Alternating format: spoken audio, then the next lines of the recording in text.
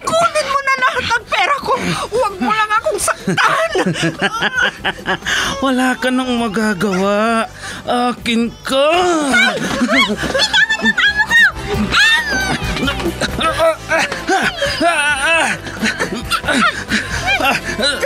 Sino kang pumulupot sa likod ko? Bumaba ka dyan. Hanggat di mo bibitawan ang amo ko! Lalabas ang dilang ulo ko!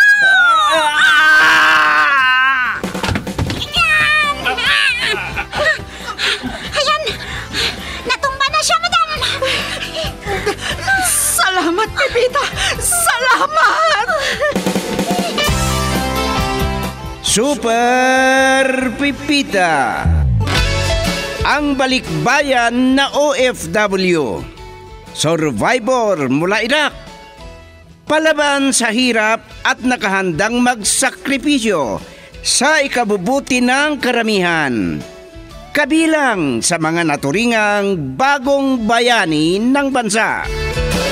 Super Pipita, isang dula na kung saan inyong mapapakinggan ang iba't ibang pakikipagsapalaran ng isang OFW. Super Pipita, mula sa Lovelet Artist and Talent Center Drama Productions, handog sa inyo ng #1 and most trusted radio network in the country, Bombo Radio Philippines. Basta Radio Bombo.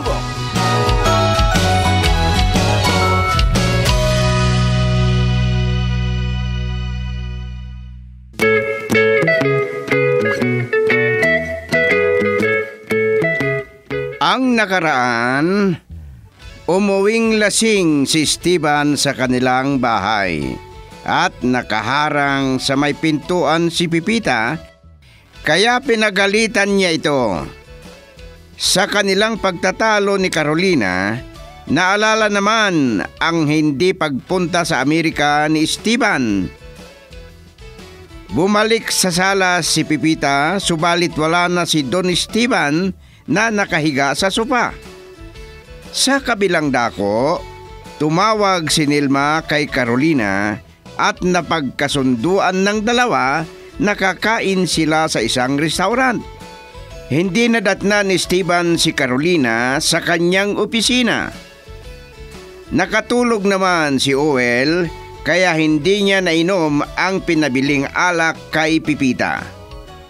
At ngayon, narito ang karugtong ng kwento natin sa linggong ito na pinamagatang Ikaw na ang Ako. Dito sa ating dula, Super Pipita.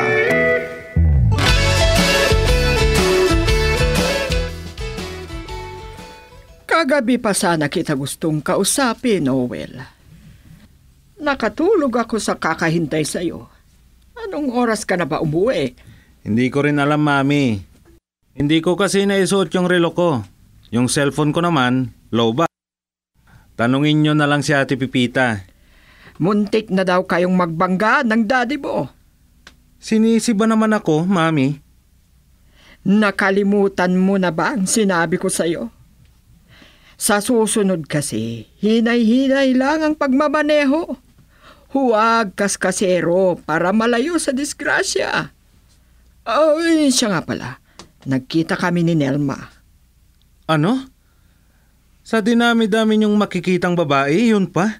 Ang pangit-pangit nun, ang itim-itim pa. Sobra ka naman. Mapanglait ka. Hindi mo pa siya nakikita para sabihin ko sa'yo. Ang puti na niya ngayon. Pumuti lang doon sa Maynila yun. Pero kahit maputi yun, hindi ibig sabihin maganda na siya.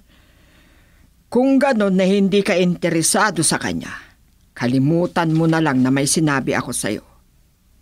Nabanggit ko lang naman sa'yo kasi dito na niya ipagpapatuloy ang kanyang pag-aaral. 1 taon na lang at magtatapos na siya. Oh, akala ko ba matalino siya? Bakit hindi niya ginamit ang utak niya? 1 taon na lang pala magtatapos na siya. Bakit pa siya lumipat dito? Yun ang gusto niya. Ikaw, Mami, magtatapos rin ako. Magugulat na lang kayo kapag isa na akong sikat na abogado.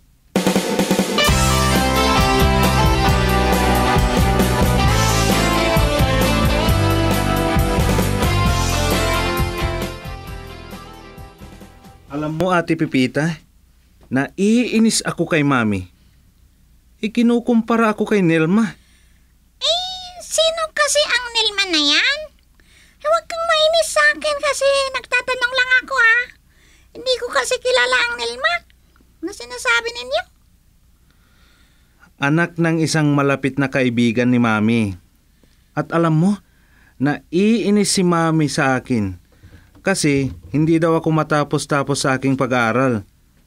At isa pang kinaiinisan ko, gusto niyang asawahin ko si Nelma. Kung maganda sana, hindi ako mahihiyang idaan siya sa harap ng Kapitolyo. Naku, bakit sa harapan ng Kapitolyo ang napili mong lugar? Oh, saan ang gusto mo? Sa harapan ng provincial jail? Hindi naman. Bakit ka kasi mahihiya? Siyempre, mahihiya ako. Idadaan ko? Ang pangit ng babaeng yun. Oh, tapos idadaan ko sa harap ng mga building na yun? Oy, no way. Sige, Ate Pipita, iwan muna kita dito. Kahit isumbong mo pa ako kay Mami, hindi ako natatakot.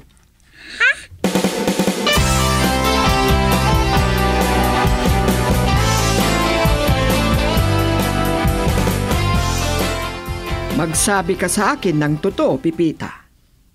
Ano ang sinabi sa iyo ni Owel? Ang sabi po niya, naiinis daw po kayo sa kanya kasi hindi siya matapos-tapos sa kanyang pag-aaral. At hindi lang po yun. Gusto niyo daw pong magkatuluyan sila ni Nelma. Ano? Kinumpara ko lang siya kay Nelma. Kasi 1 taon na lang, magtatapos na si Nelma. Yan nga daw po ang hindi niya nagustuhan na sinabi ninyo sa kanya, ma'am. Wala na ba siyang ibang sinabi bukod doon? Wala na po. Bahala ka kung nagsisinungaling ka sa akin. Kilala ko ang aking anak, Pipita. Wala na ba siyang ibang sinabi? Ay, wala na po talaga, ma'am.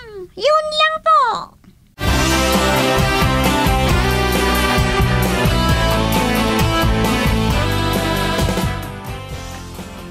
Huwag mo nang idamay si Pipita. Hindi ka ba kontento sa sinabi ng ating anak? Magiging isang abogado balang araw? Sa tagal na niyang nag-aaral, sana nakatapos na siya. At isa na sana siyang abogado ngayon. Malaking halaga na ang kanyang nagastos. Nagsayang lang siya ng pera. Walang tiyaga sa pag-aaral. Pera lang yan, Carolina. Madaling hanapin, madaling kitain. Nasasabi mo yan kasi hindi ikaw ang nahihirapan. At saka, paano magiging abogado yon? Pareho kayong mainitin ang ulo. Oh, may narinig lang kayong kakaiba sa kaibigan nyo. Laban na ang kalabasan. Magpapatalo ba naman ako? Magaling ako. Kung hindi mo sana ako pinigilang magpunta sa Amerika, isa na sana akong abogado doon ngayon. Ayan ka na naman. Ay, matulog na nga tayo. Baka kung saan na naman mapunta yan.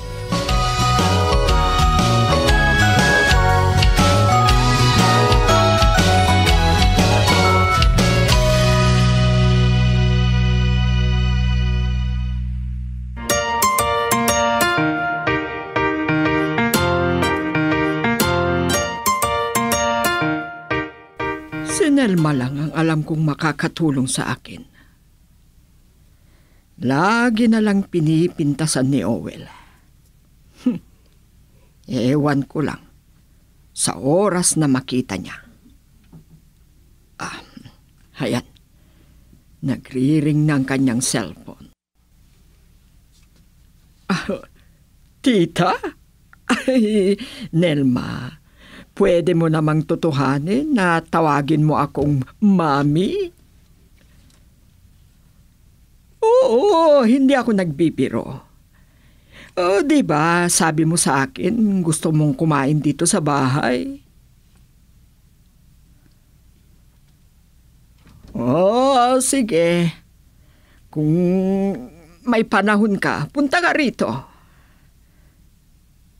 Okay.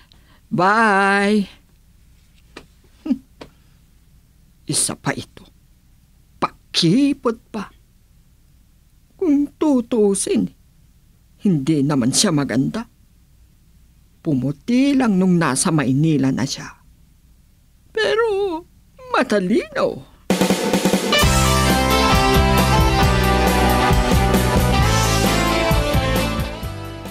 Ganun ba? O anong oras mag-umpisa? O sana hindi ko makalimutan. Baka biglaan naman yan. Sige na nga. Ipaalala mo sa akin kung sakali, ha? I-text mo ako. O kaya tawagan mo na lang ako. Baka pag-text hindi ko marinig. Oo na nga. O sige, bye. Pipita! Bakit po, sir? Hiyan ang gusto ko. Mabilis kumilos. Sir?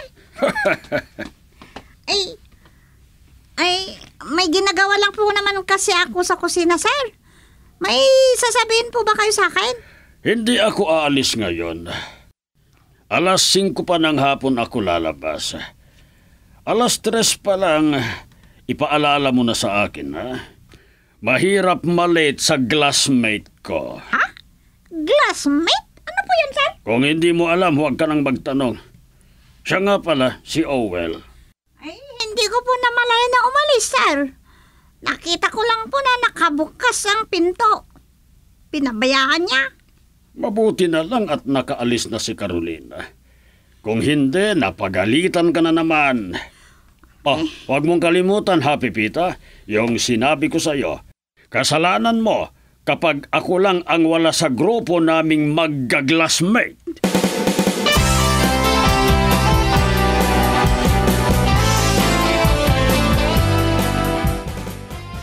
Ay, sobra naman si Sir Esteban. Para yun lang. Kailangan pa bang ipaalala ko sa kanya? Kung hindi ko naman gagawin yun, sigurado magagalit na naman sa akin. Lalo na kapag nalasing. Hay, mag-ama talaga sila ni Owell. Mainitin ang kanilang ulo.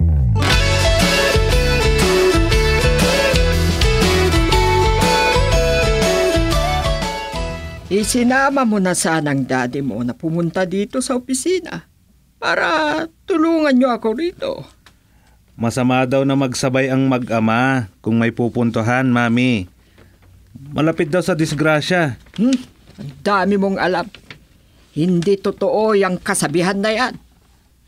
Bakit ayaw niyong maniwala? Tignan nyo. Hindi pa man kami nagsama, muntik na kaming nagbanggaan sa kalsada. Kayo din ang may kasalanan. Ang bilis niyong magpatakbo ng sasakyan. At bakit ka nga ba nandito? Mabuti naman para matulungan mo ako dito sa opisina kahit papaano. Anong alam ko dyan? Hindi naman ako nakapagtapos sa kolehiyo. Yan na lagi ang nasa isipan mo. Malapit na naman ang pasukan. Pwede ba, Mami? Hindi yan ang pag-uusapan natin. Kailangan ko ng pera. Kahit 5,000 lang. Ano? Ang laki naman ng hinihingi mo. Anong gagawin mo sa 5K? Ano pa nga ba? Di gagastusin ko. Alam mo, Mami, kahit hindi ako makapagtapos ng kolehiyo, kung magkakaroon ako ng isang nobyang profesional, para na rin akong nagtagumpay. May nililigawan akong nag-aaral sa Baguio. At ang kinuha niyang kurso ay dentistry. Yan ang sinasabi ko sa iyo. Baka idadamay mo lang siya. Baka yung kurso niyang dentistry ay magtatapos lang na buntistry. Kayo naman, Mami. Sige na, bigyan niyo na ako ng pera. Sinabi mo na sana yan nung nasa bahay pa tayo. Ay, nako. Bahala ka kung hindi ka mag-isip.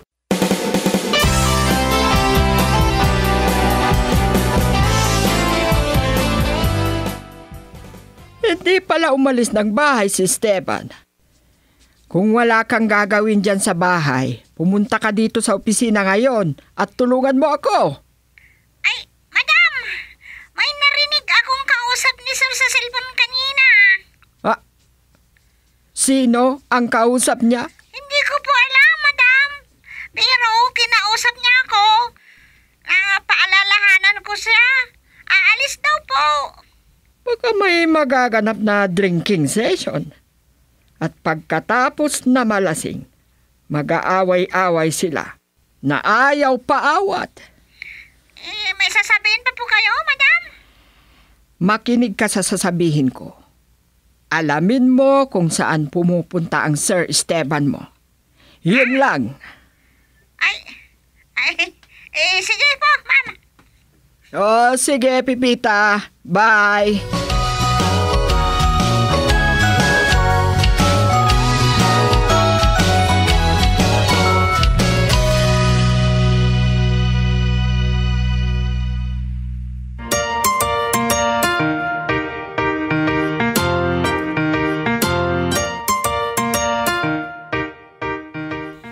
Hindi ka naman pala maaasahan, Pipita. Anong sabi ko sa'yo kaninang umaga? Di ba ang sabi ko, 3:00 pa lang, paalalahanan mo na ako? Sir, wala pa namang 3:00. Oh. Tingnan nyo nga ang relo. 2:15 pa lang. Walang hiya. Naduling ako.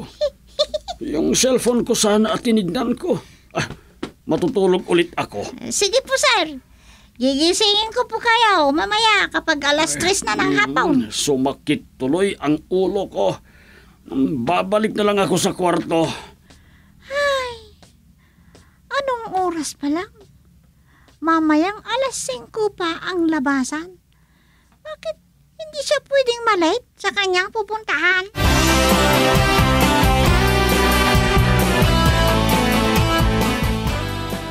Parang kilala ko ang lalaking lingon ng lingon na yun.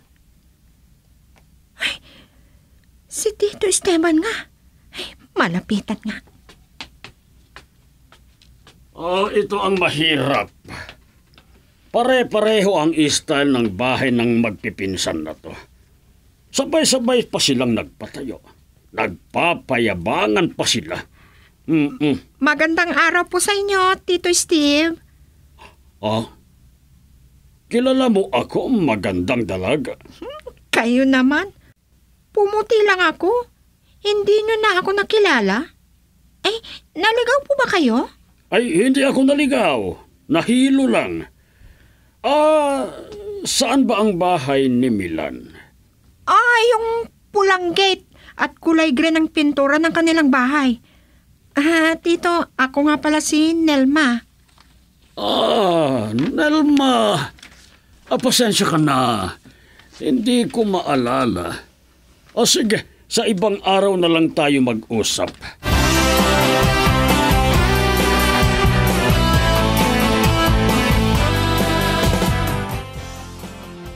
Ay, naku.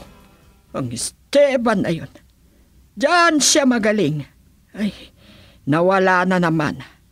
Mabuti na lang at nakita mo at itinawag mo sa akin.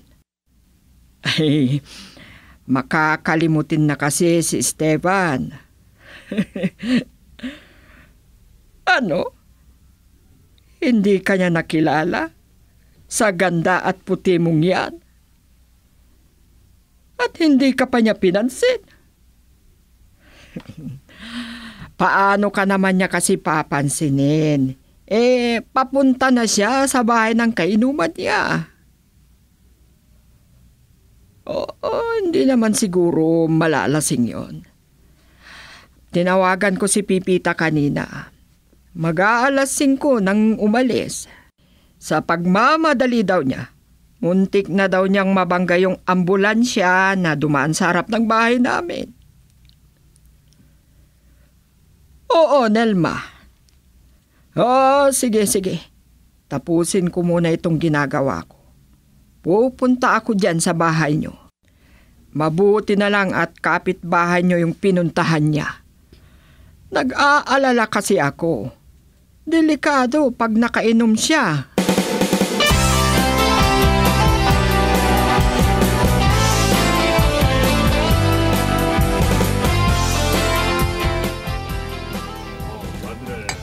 Ano ba yung pinagsasabi mo, pare? Papupuntahin mo ako sa West Philippine Sea para makipagyera lang? Hindi ako natatakot. Kung gusto mo, umpisahan na natin ngayon. Ikaw. Sinasabi ko na nga ba'y, nawawala ka na sa sarili mo pag nakainom ka na. Pasalamat ka dahil may dumating na magagandang babae na gustong magpa-table.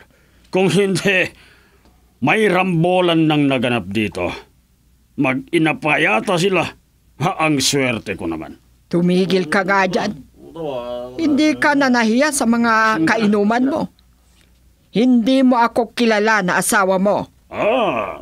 Kaya pala nabobosesan kita. Asawa pala kita. Sige, maupo ka. Bigyan nyo nga ng baso ang asawa ko, mga tumigil ka. Hindi ako umiinom ng alak na kagaya mo. Halika na at umuwi na tayo.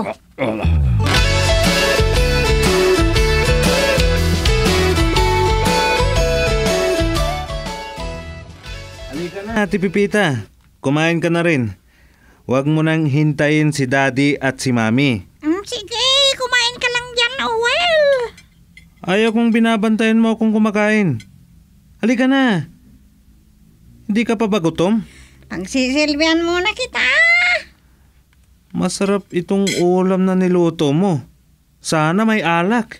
Ha? Sus, baka utusan pa akong bibili ng alak nito. Bakit kaya wala pa sina Daddy at Mami? Ang tagal naman nila.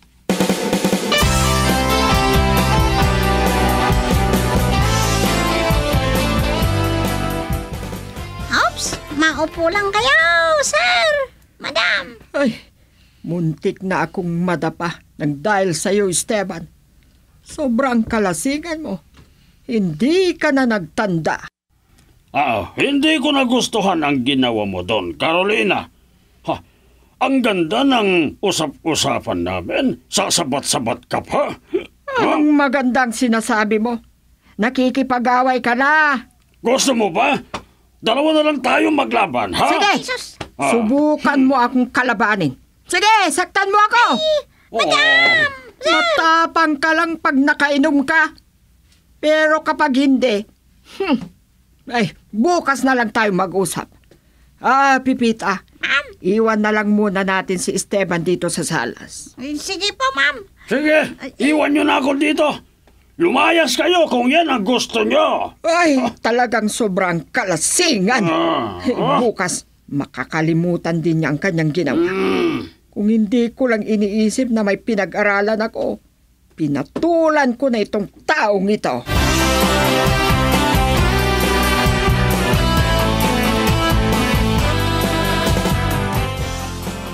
Gising ka na pala. Ngayon, magsalita ka. Ay, ang sakit na nga ng ulo ko, inaaway mo pa ako. Ano bang kasalanan ko sa iyo, Carolina? Ang aga-aga eh. Tingnan mo yan. Wala kang maalala. Ano ngayon? Tama si Nelma. Ang ganda-ganda at pumuti na siya. Pepita! Tawagin mo nga si Owel. Bakit mo pinapatawag si Owel? Ay, pareho lang kayong nagbibigay ng sakit ng ulo sa akin. Bakit naman? Ako talaga? Ako ang masakit ang ulo.